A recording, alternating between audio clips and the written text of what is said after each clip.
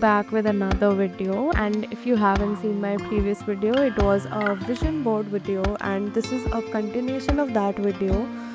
It is sort of a prep for the new year 2025. Now I get that I'm a little bit late, but it's better late than never, right? And the first step towards it is designing. For designing, I'm using my Canva as usual. You just need to type calendar 2025 on your Canva and you'll get all sorts of pretty beautiful designs. A few designs I've already shown on the screen. These are the ones available on Canva. You can pick any, or you can see the design that I chose. This is the one that I will be going for. It's a floral and minimalist sort of a design. The next step is of course getting them printed. I got my calendar printed along with my vision board, which you must have already seen in the previous video. So here's the printout. My calendar, honestly this is the prettiest one ever. Honestly, in front of this one I just feel that the rest of the calendar is not all that pretty, but nonetheless I gonna get the whole thing.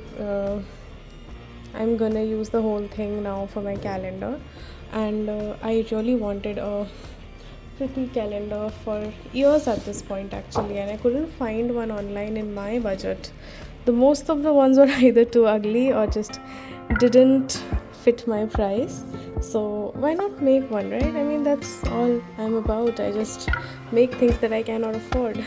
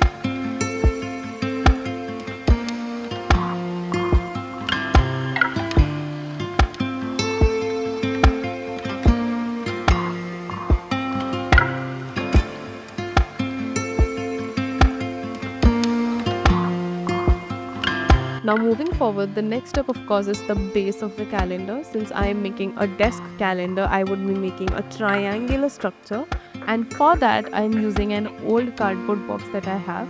This samosa box was the perfect size, and I was just delighted to see that the size almost matches the size of my calendar. I just had to trace the size of the sheet and cut a little bit from the sides, just like trim a little bit, and then I was good to go.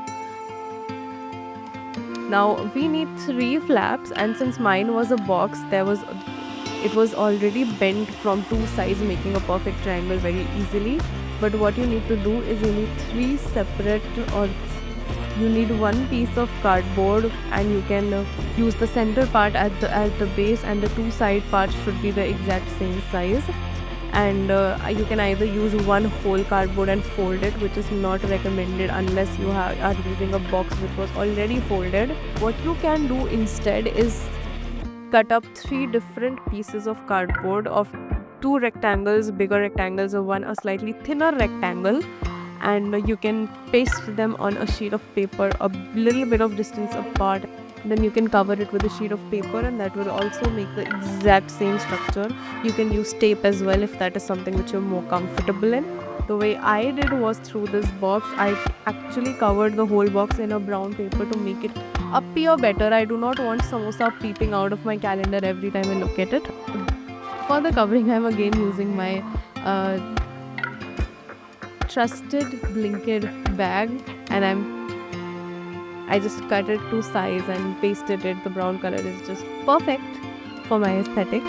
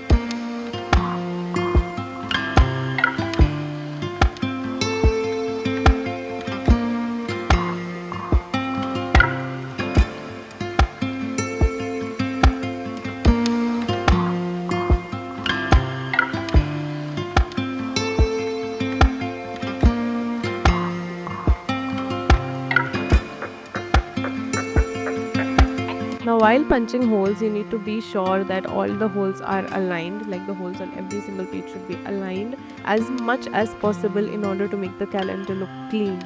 For that, I would suggest you, if you're using a punching machine, I suggest you to flip the machine over and actually see where the hole is cutting. You can punch one. What I did was that I punched one sheet, and then with the holes of that one sheet, I used a marker to mark the other sheets in the exact same point where they need to be punched, and then I used a punching machine. In the machine, you can reverse the machine, you can flip it backwards, and you can see where the machine is actually punching, so you will know exactly where the hole is going to be made, and you can punch it right there. This is one very simple way of aligning all the holes.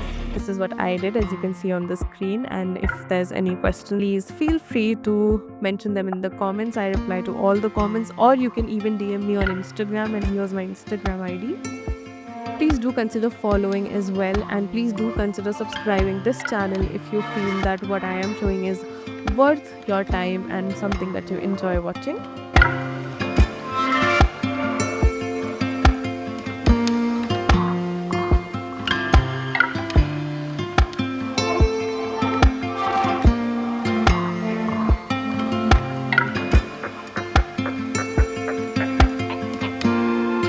Owning a table calendar feels very official, very formal to me, and I wanted one ever since I was a kid, and I saw these calendars in big offices or shown in movies and stuff, and it just made me feel like something important people have. And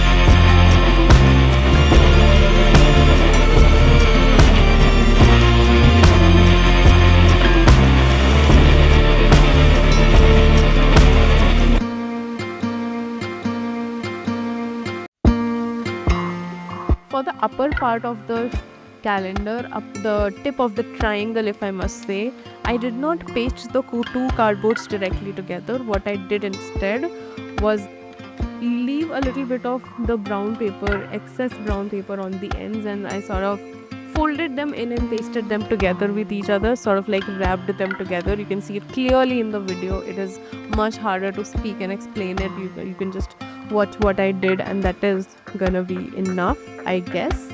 And after doing this much, I realized that my punching machine wasn't exactly fitting the cardboard. It was too thin to make holes in the entire cardboard itself.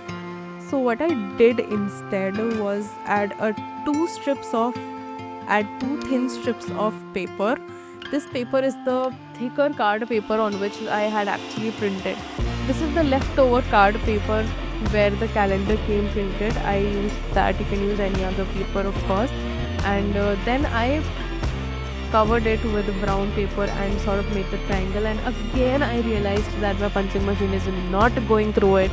So then I had to ultimately use scissors to make holes the way you can see in the video. I hope the video is aligning well with my audio. I have no idea at this point when I'm recording.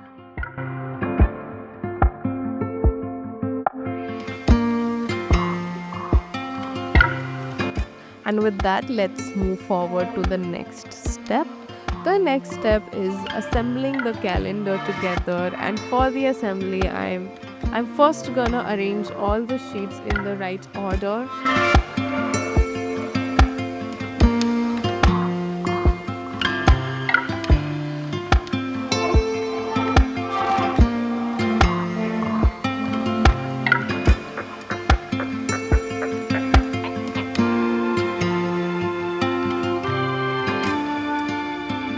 After which I'm gonna use 3 rings that I have. These are very cheap roadside rings that you can get anywhere, but I have to say that these are not very sturdy, so it would be much better if you got something thicker. This is all that was available with me, so that is what I ended up using. But you can of course use something thicker, something bigger, something better. Since my rings were too thin, I just snipped them up with scissors. If there's something thicker, then you have to have an appropriate material to cut them up as well. Then what I did was and now just for a bit of a general chit chat, we often limit ourselves to what we can or cannot afford. But the good thing about craft and DIY is that we can always use our imagination and make don't usually fit our budget. That's the good thing about creativity. And once you have this mindset of, oh, I'm gonna just make it, who cares if I cannot afford it, there is nothing much that could stop you really, because I'm somebody who has made everything handmade, including glue.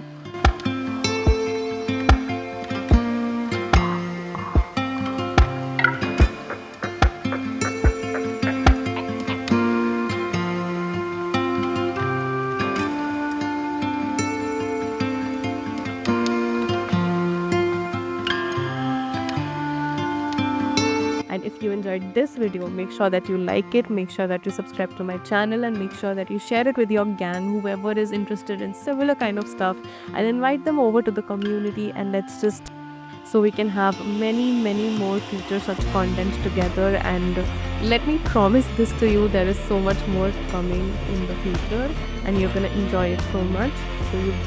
And all you need to do is just stay tuned for the next. Thank you for watching.